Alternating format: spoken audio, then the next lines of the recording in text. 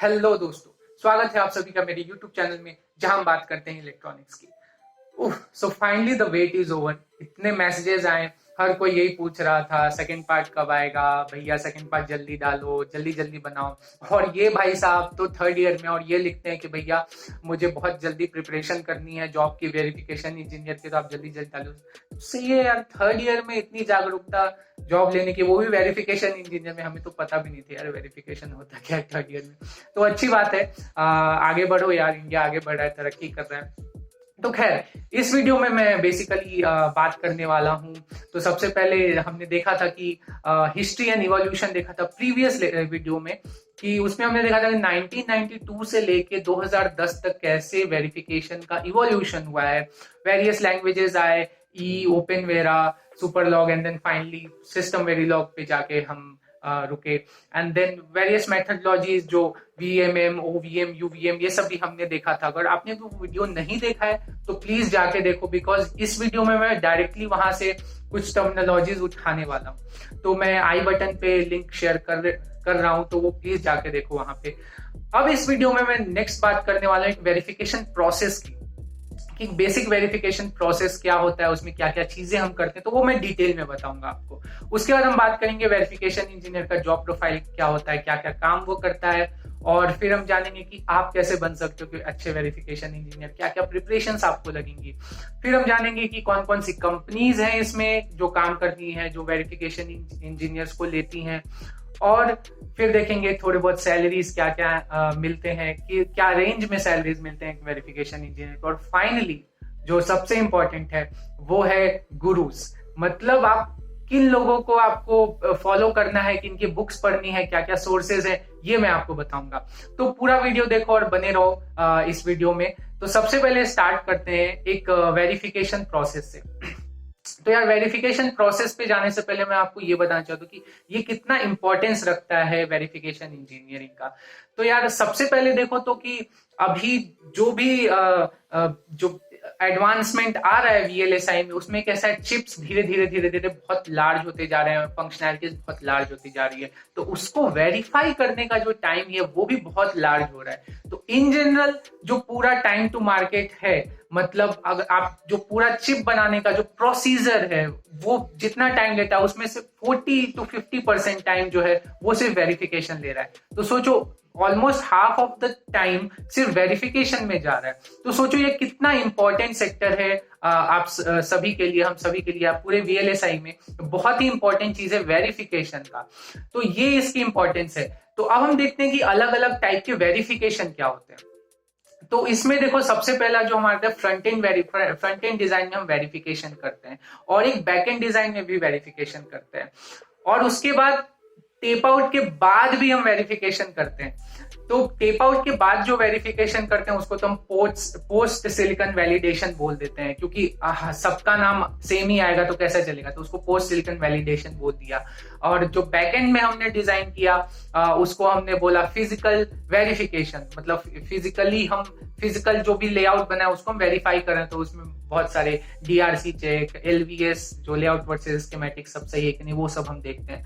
But इस video में मैं उन दोनों वेरिफिकेशन के बारे में बिल्कुल नहीं बात कर रहा हूं। जब मैं वेरिफिकेशन बोलता हूं तो ये फ्रंट एंड वेरिफिकेशन आता है, तो उसमें भी वेरियस कैटेगरीज है। तो सबसे पहला जो आता है वो है फंक्शनल वेरिफिकेशन का ही जो टाइप है। तो front end verification is basically a kind of functional verification. उसमें हम क्या करते हैं, वेरियस फंक्शनैलिटीज को देखते हैं कि जो भी फंक्शनैलिटीज हम करना चाहते हैं वो आ रहा है कि नहीं। तो उसमें सबसे पहले आता है सिमुलेशन बेस्ड वेरिफिकेशन, जो कि डिजाइन वेरिफिकेशन जिसको हम बोलते हैं। मतलब जो हमने RTL डिजाइन किया है उसको हमको सिमुलेट करना है, तो हम टूल पे, कंप्यूटर पे, सॉफ्टवेयर पे उसको सिमुलेट करते हैं। तो वो सिमुलेशन बेस्ड वेरिफिकेशन हो गया। उसके बाद सेकंड आता है उसमें FPGA बेस्ड वेरिफिकेशन। तो FPGA बेस्ड वेरिफिकेशन में क्या होता है कि हमारे पास अगर कुछ RTL डिजाइन है तो वो RTL डिजाइन को हम नेटलिस्ट में कन्वर्ट करते हैं गेट लेवल डिस्क्रिप्शन में। तो नेटलिस्ट क्या है, बेसिकली नेट मतलब होता है वायर, मतलब एक जो वायर जो है एक गेट से दूसरे गेट में जो वायर जाए, जो भी कनेक्टिविटी है बेसिकली। तो नेटलिस्ट क्या होता है, जितनी भी कनेक्टिविटी है उसका लिस्ट। ठीक है, मतलब आपके पास RTL है, वो क्या है, कोड है। अब कोड से आपको एक फिजिकल फॉर्म भी तो बनाना है बैकएंड के लिए, तो बीच में हम क्या नेटलिस्ट जनरेट करते हैं RTL से कि उसका एक्चुअल सारे क्या ट्रांजिस्टर्स हैं, कौन किससे कनेक्ट है, तो वो नेटलिस्ट होता है। तो जो हम RTL है वहां से नेटलिस्ट जनरेट करते हैं और उसको फिर हम FPGA में डंप कर देते हैं। तो FPGA क्या ये है, जिनको नहीं पता है, वो फील्ड प्रोग्रामेबल गेट एरे, मतलब इसमें पहले से ही कुछ गेट्स वगैरह के माया जाल लगा हुआ है। आपको बस क्या करना है, उसकी प्रोग्रामिंग करनी है, थोड़ा बहुत स्विचिंग करना है और आपको अपने एप्लीकेशन के अनुसार से यूज कर सकते हो आप उसको। तो आप क्या करते हो, जो नेटलिस्ट जनरेट हुआ है उसको FPGA में डालते हो और फिर रन करके सिमुलेट करके FPGA में देखते हो कि क्या आउटपुट आ रहा है। तो बेसिकली यहाँ पे कॉन्सेप्ट कैसा है कि जो सिमुलेशन बेस्ड डिजाइन है वो बहुत बार स्लो हो जाता है, बिकॉज वो टूल में बहुत हेवी हो जाता है, जो सॉफ्टवेयर है बहुत हेवी हो जाता है और प्रोसेसिंग स्पीड इतनी हाई नहीं होती। बट FPGA प्रोसेसिंग स्पीड काफी हाई होती है क्योंकि वो डेडिकेटेड रहता है। तो आप क्या करते हो, अब हमने जाना कि 40 to 50% अराउंड वेरिफिकेशन में जाता है, तो हमें कोशिश करने की टाइम कम से कम लगे। यही हमारा मेजर जो मोटिवेशन रहता है कि वेरिफिकेशन में टाइम कम लगे, क्योंकि half of the chunk time हम सिर्फ वेरिफिकेशन में डाल रहे हैं। तो आप FPGA में डालते हो और सिमुलेट करके देखते हो FPGA में कि क्या आ रहा है आउटपुट और वैसे। बट देखो, FPGA एक स्मॉल बोर्ड है, अगर आपके पास लार्ज डिजाइन है तो आप एक स्मॉल FPGA में डंप नहीं कर सकते, आपको क्या सेट ऑफ FPGAs लगते हैं, फिर तो हंड्रेड्स ऑफ FPGAs लगा के आप उसमें डंप करते हो। तो बट यहां पे क्या होता है कि आपने हंड्रेड्स ऑफ FPGAs लगाया, तो अब क्या करना है, FPGA टू FPGA भी कनेक्टिविटीज चाहिए ना। तो वो कनेक्टिविटीज के कारण क्या होता है, ये सिमुलेशन भी धीरे धीरे धीरे स्लो होने लगता है। तो लार्ज डिजाइन के लिए यहाँ FPGA भी उतना कारगर नहीं है। But again there is a trade off, बहुत सारी कंपनीज FPGA बेस्ड करती हैं। तो FPGA बेस्ड जो सिमुलेशन है उसको हम इमुलेशन बोलते हैं एक्चुअली में। तो ये इमुलेशन का पार्ट है। और उसके बाद एक आता है फॉर्मल वेरिफिकेशन। फॉर्मल वेरिफिकेशन में क्या करते हैं हम, अब जनरल जो एक कॉन्सेप्ट है वेरिफिकेशन का, उसमें क्या इनपुट दो आउटपुट देखो, इनपुट दो आउटपुट देखो, ये कॉन्सेप्ट है। बट फॉर्मल वेरिफिकेशन में क्या करते हैं, हम इनपुट अप्लाई ही नहीं करते, हम क्या करते हैं, फॉर्मली वेरीफाई करते हैं। फॉर्मली वेरीफाई करने का मतलब क्या हुआ कि आप पेन पेपर पे, अगर आप सिंपल डायग्राम है, आप पेन पेपर पे देखते हो, अगर आपको कोई कॉम्बिनेशनल सर्किट अगर आपको वेरीफाई करना है, तो आप क्या उसका एक बुलियन अलजेब्रा या मैथमेटिकल मॉडल निकाल लेते हो। तो उसके बाद आप चेक कर लेते हो, अरे ये तो आ रहा है A + B + C आ रहा है, मतलब ये हमारा काम करेगा। एक मैथमेटिकल मॉडल निकल गया, उसके बाद आपको उस सर्किट को चेक करने की जरूरत नहीं, वो करेगा ही। बट इतना बड़ा सर्किट है, इतना बड़ा ये है, तो उसमें आप हर बार मैथमेटिकल मॉडल आप नहीं बना सकते हो। तो उसके लिए हम क्या करते हैं, हम जनरली 2-3 टाइप की चीजें हैं, मैं 1-2 ही चीज बता रहा हूं आपको। उसमें हम करते हैं मॉडल चेकिंग। तो मॉडल चेकिंग में क्या करते हैं हम, उसमें हम असर्शंस डालते हैं, कोड के बीच में असर्शंस डालते हैं। असर्शन मतलब क्या हुआ कि अगर आपको पता होगा, आपने माइक्रो प्रोसेसर्स पढ़ा होगा तो आपको फ्लैग्स का कॉन्सेप्ट पता होगा। तो फ्लैग्स क्या होते हैं कि कोई भी कंडीशन हमारे पास फुलफिल हुई तो वो फ्लैग ऑन होता है। तो सपोज ओवरफ्लो हुआ तो एक कैरी फ्लैग आ जाएगा, या जो आउटपुट नंबर है वो पॉजिटिव है तो साइन बिट 0 रहेगा, या नेगेटिव है तो साइन बिट 1 हो जाएगा। तो इस तरह के फ्लैग्स हम यूज करते हैं माइक्रो प्रोसेसर में। तो उसी तरह असर्शंस में क्या होता है, कोई भी कंडीशन अगर आपकी फुलफिल हुई तो वहां पे आपको पता चल जाएगा कि ये कंडीशन फुलफिल हो गई है मेरी। तो ये जो फॉर्मल वेरिफिकेशन में हम इसी असर्शन का यूज, बेसिक असर्शन स्टेटमेंट क्या हो सकता है, if this condition is true then do this this, ऐसा इफ कंडीशन एक बेसिक असर्शन स्टेटमेंट हो सकता है। तो फॉर्मल वेरिफिकेशन में, मॉडल चेकिंग में हम असर्शंस का यूज करते हैं। इसमें बहुत हाई फंडे चीजें हैं बट उसमें नहीं जा रहा हूं। दूसरी चीज जो है वो इक्विवेलेंस चेकिंग। इक्विवेलेंस चेकिंग में क्या होता है, हम क्या करते हैं, एक RTL डिजाइन लेते हैं और फिर एक नेटलिस्ट लेते हैं, ठीक है, उसी RTL का, और हम इक्विवेलेंटली देखते हैं कि जो RTL डिजाइन जो हमने बनाया है और जो नेटलिस्ट बनाया है वो इक्विवेलेंट है कि नहीं, वो सेम है कि नहीं। तो ये इक्विवेलेंस चेकिंग भी हम फॉर्मल वेरिफिकेशन के थ्रू करते हैं। तो ये पूरा फ्रंट एंड वेरिफिकेशन में आ जाता है। बट इस वीडियो में मैं बेसिकली सिमुलेशन बेस्ड जो वेरिफिकेशन हम करते हैं, जिसको फंक्शनल वेरिफिकेशन भी बोलते हैं, डिजाइन वेरिफिकेशन भी बोलते हैं, या सिर्फ वेरिफिकेशन भी बोला ना, तो 90% ऑफ द टाइम वो सिमुलेशन बेस्ड वेरिफिकेशन ही आता है। तो जब भी मैं वेरिफिकेशन बोलूं या फंक्शनल वेरिफिकेशन बोलो, डिजाइन वेरिफिकेशन, वो सब एक ही है इन द कॉन्टेक्स्ट, सब थोड़ा थोड़ा डिफरेंट है बट एक ही है इन द कॉन्टेक्स्ट की वो सिमुलेशन बेस्ड वेरिफिकेशन है। तो इस वीडियो में हम उसी की बात करने वाले हैं और बेसिक वेरिफिकेशन इंजीनियर वही होता है। तो आगे बढ़ते हैं, हम जानेंगे कि क्या होता है एक वेरिफिकेशन प्रोसेस सिमुलेशन बेस में। ऑफ कोर्स तो वेरिफिकेशन प्रोसेस में हमने देखा कि सबसे पहले एक डिजाइन रहेगा और उसको हमको वेरीफाई करना है। तो क्या क्या प्रोसेस रहेगा? बेसिक सिंपल प्रोसेस रहेगा कि वो डिजाइन है जिसको हम बोलते हैं DUT, डिजाइन अंडर टेस्ट। ठीक है, डिजाइन अंडर टेस्ट है, उसको हम क्या करेंगे, इनपुट देंगे। तो इनपुट कैसे देंगे? एक स्टिमुलस से देंगे, स्टिमुलस जनरेट करेंगे जो कि उसको इनपुट देगा और आउटपुट हम देखेंगे और वेरीफाई करेंगे कि आउटपुट सही है या नहीं। सिंपल अप्रोच है। बट DUT क्या है? DUT में सेवरल फंक्शनैलिटीज हो सकती हैं, सेवरल कंडीशंस हो सकते हैं, तो हमको वो सारे चेक करने है ना। तो हम क्या करेंगे, अब इनपुट जो आया है, इनपुट कैसे आया है, इनपुट हमने कैसे दिया है? इनपुट हमने दिया है जनरेट करके। इनपुट क्या होगा किसी भी DUT का? डिजिटल सर्किट है जनरली, तो 101010 होगा। अब हम टूल पे कर रहे हैं, कंप्यूटर पे कर रहे हैं, तो हम कुछ 1010 बाहर से तो अप्लाई नहीं कर सकते। FPGA में कर सकते थे बट यहाँ पे नहीं कर सकते। यहाँ पे हमको क्या करना पड़ेगा, एक कोड लिखना पड़ेगा जो ये 1010 या जो भी स्क्वायर वेव फॉर्म है वो जनरेट करे। तो हमको एक कोड लिखना है स्टिमुलस का जो कि ये जनरेट करे। अब देखो इसमें थाउजेंड्स ऑफ फंक्शनैलिटीज हो सकती है DUT में। तो अब सारी फंक्शनैलिटी या सारे कंडीशंस चेक करने के लिए हमको क्या करना पड़ेगा, बार बार अलग अलग तरह का स्टिमुलस जनरेट करना पड़ेगा क्योंकि अलग अलग कंडीशंस हो सकती हैं। तो हमारा जो जनरल प्रोसीजर क्या होता है वो क्या होता है कि हम कोड लिखते हैं स्टिमुलस का, इनपुट देते हैं, आउटपुट देखते हैं, फिर दूसरी कंडीशन के लिए दूसरा कोड लिखते हैं क्योंकि अलग कंडीशन है, फिर इनपुट देते हैं, आउटपुट देखते हैं, ऐसे ऐसे ये चलते जाता है। तो अगर आप टाइम स्केल पे देखो इसको तो एकदम स्टेडली चलते जाता है कि कोड लिखो फिर आउटपुट देखो, पास है मतलब हमने थोड़ा सा कवरेज देख लिया है। मतलब कवरेज मतलब क्या है यहाँ पे कि हमने वेरिफिकेशन हमको 100% की तरफ जाना है, 100% करना है। तो हम पूरा कवरेज देखते हैं कि कितना कवर हुआ है हमारा वेरिफिकेशन। तो हमने कोड लिखा, उसमें थोड़ा समय गया, फिर हमने एक कवरेज थोड़ा सा गेन किया, मतलब वेरीफाई किया, फिर से हमने कोड लिखा दूसरा, फिर हमने थोड़ा सा कवरेज गेन कर लिया। तो ऐसे स्टेडली स्टेप बाय स्टेप हम कवरेज गेन करते जाते हैं और ट्राई करते हैं कि 100% कवरेज अचीव करें। अब देखो यहां पे लेकिन ये कॉन्सेप्ट में अगर एग्जांपल देखो तो अगर आपके पास एक 64 बिट का बस लाइन है तो बस क्या होता है, एक बेसिकली कलेक्शन ऑफ वायर्स पकड़ लो, कलेक्शन ऑफ बिट्स, मतलब सेवरल बिट्स जब एक साथ जाते हैं तो वो बस होता है। तो आप एग्जांपल ले लो USB जो है हमारे पास, यूनिवर्सल सीरियल बस, तो वो वहां पे वो कॉन्सेप्ट है बस का। अब देखो वो बस अगर हमारे पास है और वो 64 बिट का बस है तो उसको अगर हमको टेस्ट करना है तो कितने कॉम्बिनेशंस लेंगे, 2 to the power 64। तो 2 to the power 64 कॉम्बिनेशंस, ये अराउंड आता है 10 to the power 18 कॉम्बिनेशंस आपको चेक करने हैं।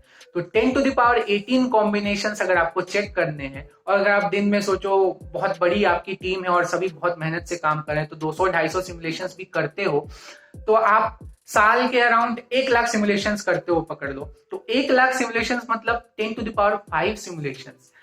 तो आप सोचो 10 to the power 18 सिमुलेशंस करने हैं और साल में आप 10 to the power 5 सिमुलेशंस कर रहे हैं, मतलब आपको around 10 to the power 13-14 years लग जाएंगे। तो करोड़ों सालों लग जाएंगे आपको सिर्फ एक बस वेरीफाई करने में जो कि 64 बिट का है। तो यार ये तो आपको समझ में आ गया कि फुल वेरिफिकेशन करना पॉसिबल ही नहीं है, सभी कंडीशंस चेक करना पॉसिबल ही नहीं है। तो हम क्या करेंगे, कुछ इनपुट्स अप्लाई करेंगे, देखेंगे आउटपुट आ रहा है कि नहीं, फिर और इनपुट्स अप्लाई करेंगे और देखेंगे आउटपुट आ रहा है नहीं। तो बट ये इनपुट्स किस बेसिस पे होंगे, तो ये इनपुट रैंडम होंगे। ऑफ कोर्स हम सारे कंडीशंस नहीं देख सकते हैं तो हम रैंडम इनपुट ही देखेंगे ना, कि रैंडम इनपुट देके देखो क्या आउटपुट आ रहा है। तो अब ये कॉन्सेप्ट आता है रैंडमाइजेशन का। तो इसमें क्या करते हैं, इंस्टेड ऑफ एक पर्टिकुलर हमें एक टेस्ट जनरेट करने के बजाय हम रैंडम टेस्ट जनरेट करते हैं, क्योंकि हमें पता है हम सारे तो कर नहीं पाएंगे।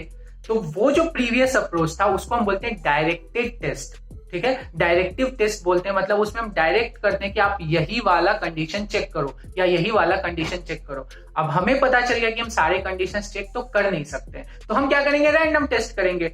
कोई भी दे दो, देखो सही आ रहा है कि नहीं, उसी बीच में हमें कुछ बग मिल गया तो सही बात है। तो अब रैंडम टेस्ट में क्या करेंगे, रैंडम नंबर जनरेट करने का एक कोड लिखेंगे, ठीक है। अब देखो रैंडम नंबर को जनरेट करने का एक कोड लिखा है हमने, तो हमें क्या वो कोड बदलना पड़ेगा? नहीं, हमें वो कोड बदलना ही नहीं पड़ेगा, क्योंकि वो तो सेम ही रहेगा, उसका काम है रैंडम नंबर जनरेट करना। और वो कोड हम कहीं भी यूज कर सकते हैं, किसी भी ब्लॉक के लिए यूज कर सकते हैं वो कोड, क्योंकि वहां भी हमें रैंडम नंबर ही जनरेट करना है। उस ब्लॉक के फंक्शनैलिटी के अनुसार तो हमें कुछ करना नहीं है, बस रैंडम नंबर जनरेट करते जाओ, आउटपुट देखते जाओ। तो यहाँ पे हमने रैंडमाइजेशन में क्या देखा कि हमें एक ही ब्लॉक है, उसी में थोड़ा बहुत चेंजेस करके हम उसको सब जगह यूज कर सकते हैं, ठीक है। तो यहाँ पे हमें फायदा हुआ कि हमें बार बार कोड नहीं लिखना पड़ेगा, ठीक है। एक ही बार कोड लिखो और उसमें थोड़ा बहुत चेंजेस करो और we are ready to go. तो अब यहाँ पे देखो क्या होता है कि अब रैंडम नंबर हमने जनरेट किया है, तो अब वो तो कुछ भी हो सकता है ना। अगर सपोज हमें 32 बिट का एक प्रोसेसर चेक करना है, तो रैंडम नंबर तो 64 बिट का भी जनरेट कर सकता है ना नंबर, ठीक है। बट हमें तो वो चाहिए नहीं, वो तो मतलब बहुत अलग ही लेवल पे हो जाएगा यार, 64 भी कर रहा है, 100 बिट्स भी कर रहा है, हमें उतना चाहिए नहीं, हमें 32 बिट ही चाहिए, ताकि तो इसलिए हमें क्या करना पड़ेगा, उसको थोड़ा सा कंस्ट्रेंट्स देने पड़ेंगे। मतलब उसको बताना पड़ेगा भाई तुम्हें 32 बिट ही जनरेट करना है, रैंडम नंबर करो बट 32 बिट का ही करो। तो कंस्ट्रेंट्स क्या होते हैं कि वो बताते हैं एक रैंडम नंबर जनरेटर को कि आप इसी बीच में रैंडम नंबर जनरेट करो, आप ज्यादा इधर उधर मत जाओ, क्योंकि हमारे पास वैसे भी समय की काफी कमी है, जल्दी जल्दी करना है, तो आप इसी बीच में रैंडम नंबर जनरेट करो, हमको उतना ही टेस्ट करना है, पूरा सारे के लिए नहीं देखना है। जो इनपुट्स हमें आने ही नहीं वाले हैं रियल लाइफ में, वो हमें क्यों देखना है। तो ये कंस्ट्रेंट्स का कॉन्सेप्ट है। तो हम क्या करते हैं, कंस्ट्रेंट्स रैंडम टेस्टिंग करते हैं, CRT बोलते हैं इसको। तो अब इसमें क्या होता है कि आपने रैंडम नंबर जनरेट किया, ठीक है। अब डायरेक्टिव टेस्ट में आपको तो पता था आप क्या इनपुट दे रहे हो और क्या आउटपुट आने वाला है, ये आपको पहले से पता था। तो वो आउटपुट आता है और आप देखते हो कि वो आउटपुट सही आया है या नहीं। अब यहाँ पे आप रैंडम नंबर दे रहे हो, तो आपको पता है क्या आउटपुट आने वाला है? नहीं, आपको पता ही नहीं, बिकॉज आपको पता ही नहीं इनपुट क्या जाने वाला है, तो आउटपुट कहां से पता होगा। तो आप क्या करते हो, ये रैंडम जो इनपुट जनरेट हुआ है, वो सेम इनपुट आप एक रेफरेंस मॉडल को भी देते हो। रेफरेंस मॉडल क्या है? बेसिकली जो आपका DUT है उसी का एक मॉडल है, बेसिकली मोटा मोटी एक डुप्लीकेशन है। तो DUT बेसिकली एक हेवी ब्लॉक है, क्योंकि वो सिंथेसाइज होना है, उसको सिंथेसाइज मतलब उसका हार्डवेयर बनना है, उसको हमको काम में लाना है।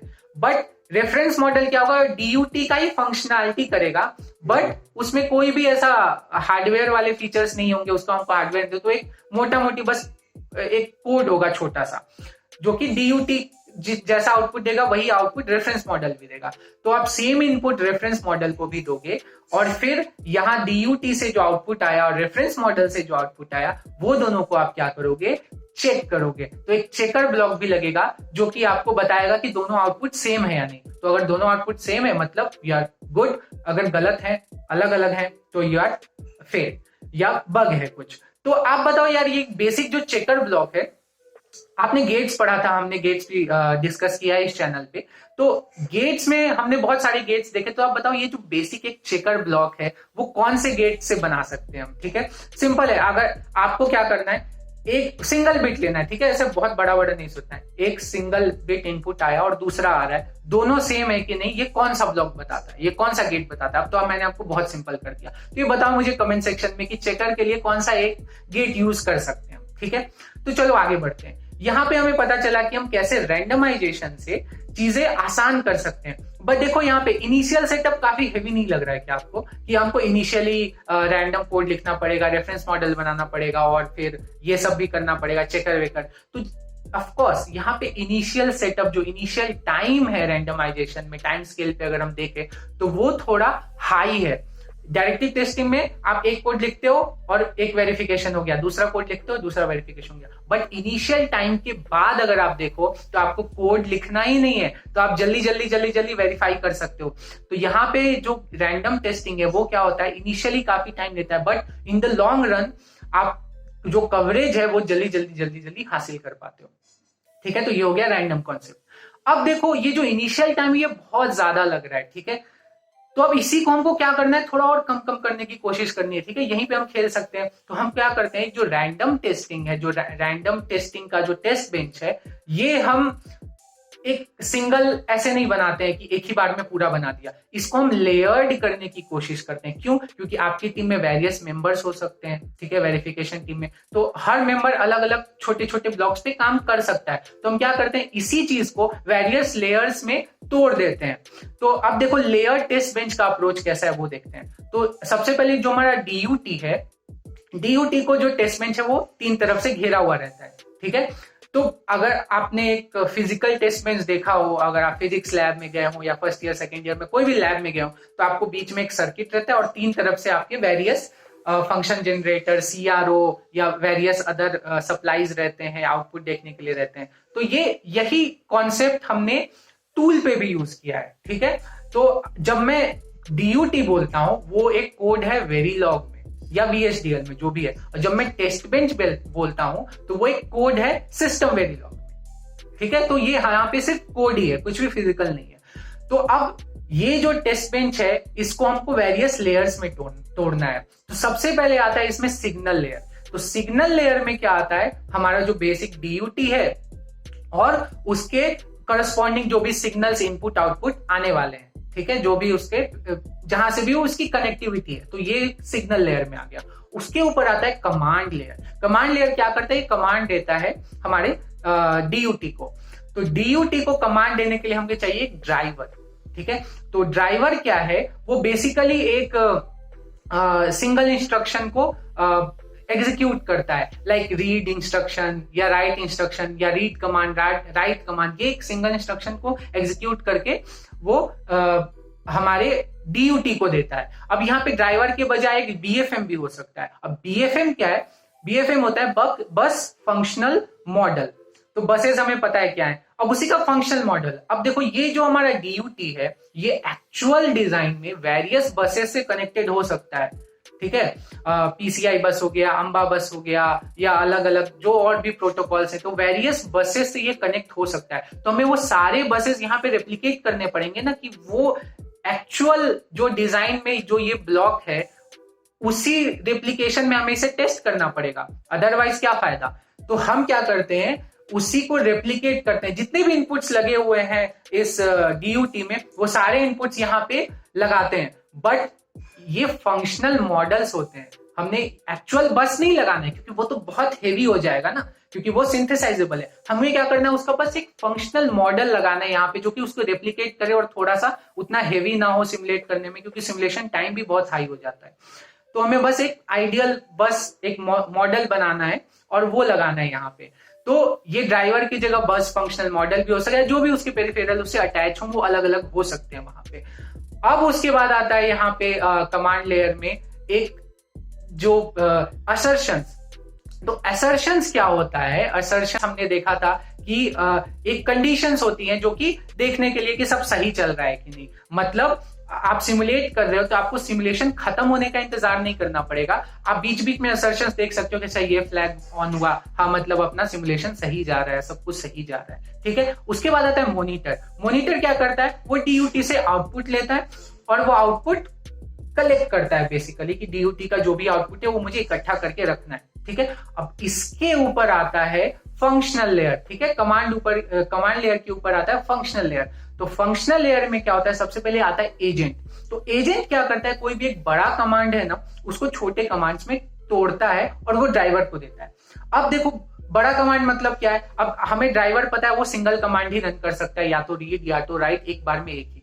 बट हमें थोड़ा हायर लेवल कमांड्स भी देने पड़ेंगे, जैसे DMA हो गया, डायरेक्ट मेमोरी एक्सेस। तो अगर आपने माइक्रो प्रोसेसर वगैरह पढ़ा होगा, थोड़ा बहुत आइडिया होगा, नहीं भी है तो ज्यादा टेंशन मत लो। तो एक बड़े कमांड में क्या होता है, वेरियस साइकिल्स होते हैं, अगर एक बड़ा कमांड में क्या होता है DMA जैसे, तो उसमें वेरियस सब कमांड्स भी होते हैं उसके अंदर छुपे हुए, कि पहले वहां जाके ये रीड करो, फिर वहां जाके ऐसे राइट करो। तो उसमें various read and right cycles हो सकते हैं, ठीक है, एक DMA कमांड में।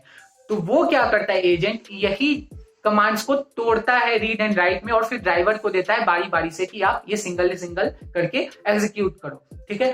अब हमारे पास वो बेसिक कमांड्स आ गए एजेंट के थ्रू, तो अब हमें क्या चाहिए, वो कमांड्स हमको स्कोर बोर्ड में भी जाता है।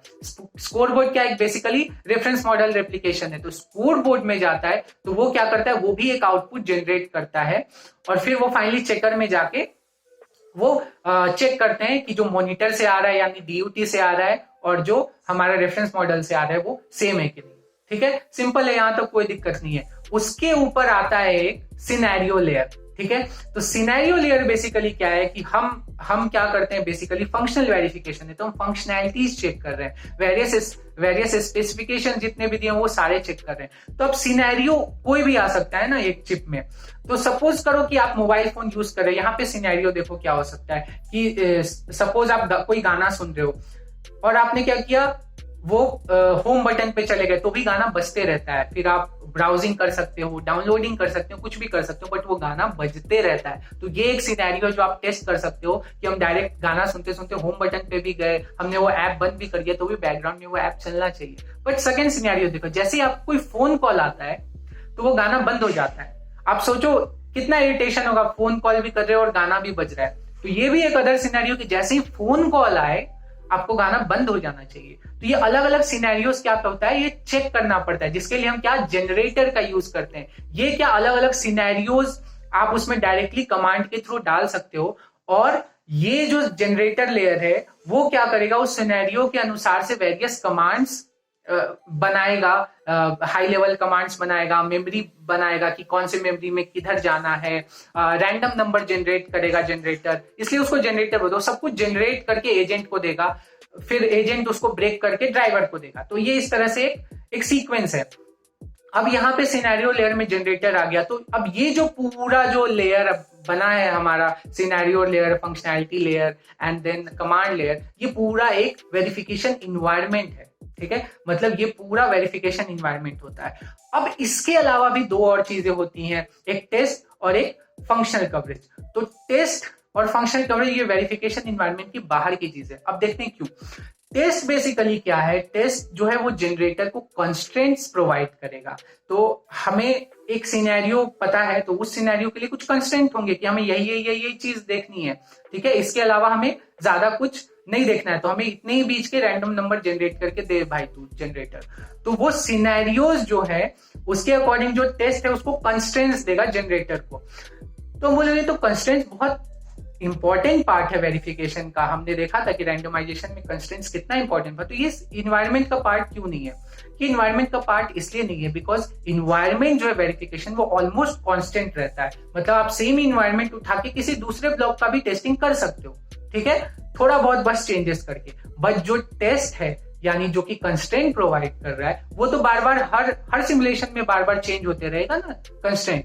तो इसके लिए क्या करते हैं, हम टेस्ट को आउट ऑफ द इन्वायरमेंट रखते हैं। ठीक है, अब यहाँ पे कॉन्सेप्ट आता है रैंडमाइजेशन में कि कंस्ट्रेंट के साथ साथ हमें हर सिमुलेशन के साथ साथ सीड भी चेंज करना पड़ता है। तो यार ये सीड का कॉन्सेप्ट क्या है कि रैंडमाइजेशन में एक कंस्ट्रेंट आता है और एक सीड आता है। तो सीड का कॉन्सेप्ट ऐसा है, सीड मतलब क्या होता है, बीज, एक पेड़ का बीज। तो अगर आपको एक खाली जंगल दिया गया है और वहां पे आपको ढेर सारे पेड़ लगाने हैं, तो जंगल में तो रैंडम पेड़ रहते हैं, कोई भी पेड़ हो सकता है, बट आपके पास सिर्फ आम का ही बीज है, तो आप क्या पूरे जंगल में सिर्फ आम का ही पौधा लगा पाओगे और वही पेड़ बनेगा।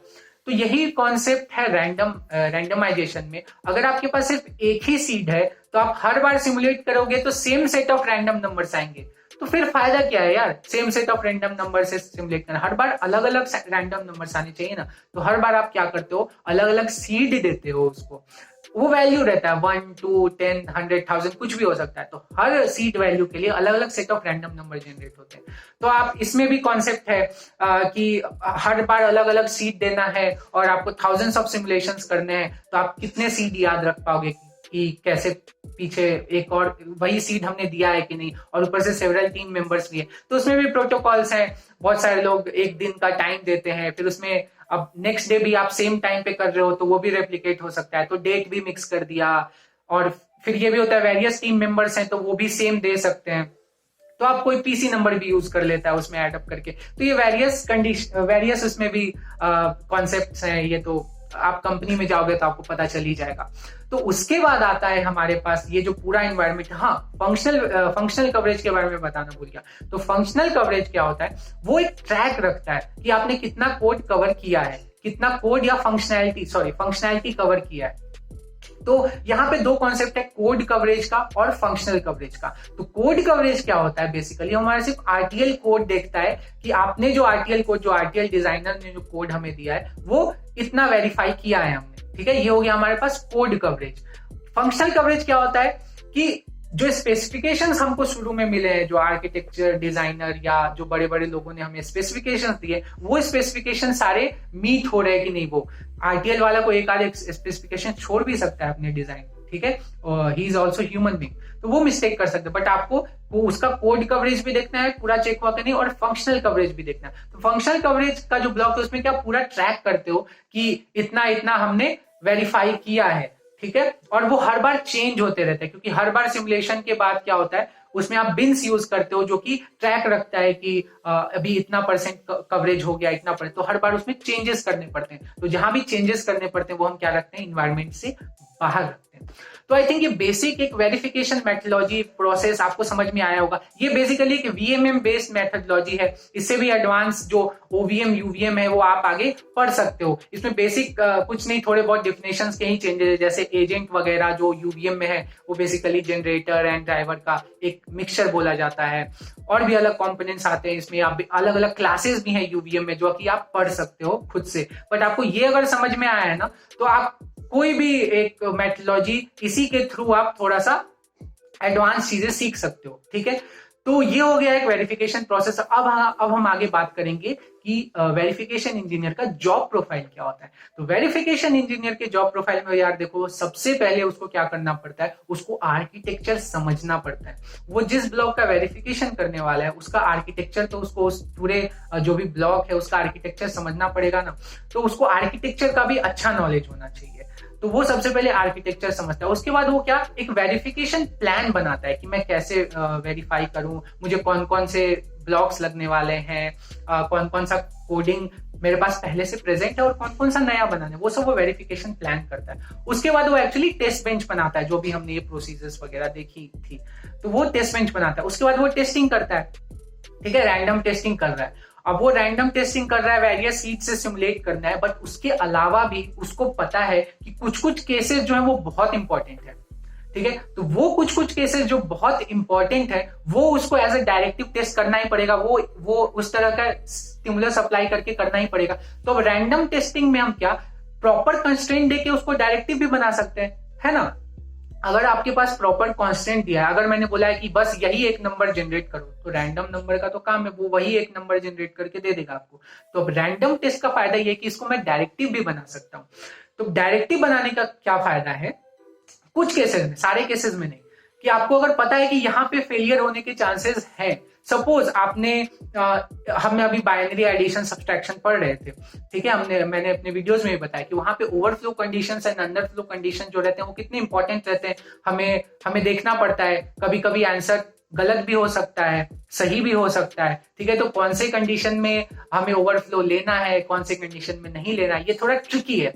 तो जितने भी ओवरफ्लो कंडीशंस वगैरह है वो सब एक वेरिफिकेशन इंजीनियर को चेक करना पड़ेगा डायरेक्टिव टेस्ट के थ्रू। तो थोड़ा बहुत डायरेक्टिव टेस्ट भी इसमें करना पड़ता है।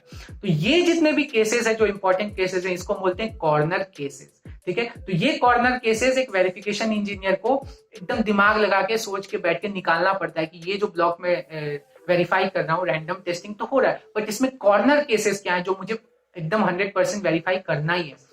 तो ये भी वेरिफिकेशन इंजीनियर का काम है। उसके बाद जो भी उसको बग वगैरह मिले हैं, कुछ भी बग आया सिमुलेशन के बाद, वो क्या करेगा, आरटीएल इंजीनियर को वो पास ऑन करेगा कि भाई तुम्हारे डिजाइन में ऐसे ऐसे बग्स हैं, तो तुम उसको ठीक करो, और फिर वो दोनों बैठ के इसको सॉल्व करेंगे और देखेंगे क्या स्टेज है। तो इस तरह से आरटीएल डिजाइनर के काफी क्लोज में या बार बार कम्युनिकेशन होते रहते हैं इन दोनों के बीच में। तो ये हो गया इनका जॉब प्रोफाइल बेसिकली। अब हम बात करने वाले कि आप कैसे प्रिपेयर कर सकते हो इसके लिए। तो इसमें यार देखो, सबसे इंपॉर्टेंट जो चीज है वो है डिजिटल इलेक्ट्रॉनिक्स। मैं सब्जेक्ट की बात करूं तो डिजिटल इलेक्ट्रॉनिक्स बहुत इंपॉर्टेंट, इसमें सब कुछ आना चाहिए आपको, गेट्स, ये वो, मतलब जो भी gates, flip flops, sequential combination, सभी चीजें आपको आनी चाहिए। तो डिजिटल इलेक्ट्रॉनिक्स बहुत पक्का चाहिए। उसके बाद अभी हमने देखा कि इसको आर्किटेक्चर्स भी जल्दी जल्दी समझने, ग्रास्प करना पड़ता है। तो आपको माइक्रो प्रोसेसर, माइक्रो कंट्रोलर का भी नॉलेज अच्छा होना चाहिए, जिससे आपको एक थोड़ा आर्किटेक्चर का अप्रोच हो, आपको पता हो कि क्या होता है ये सब चीजें। उसके बाद आप कोड लिख रहे हैं सिस्टम वेरिलॉग। तो system Verilog basically Verilog and C++ का मिक्सचर है थोड़ा बहुत। तो आपको C++ यानी ऊप्स के कॉन्सेप्ट भी पता होने चाहिए, वेरिलॉग भी पता होने चाहिए थोड़ा सा। तो वो सब मैंने आरटीएल में बताया है कि वेरिलॉग कहाँ से पढ़ सकते हैं, कैसे पढ़ सकते हैं आरटीएल डिजाइन इंजीनियर के वीडियो में।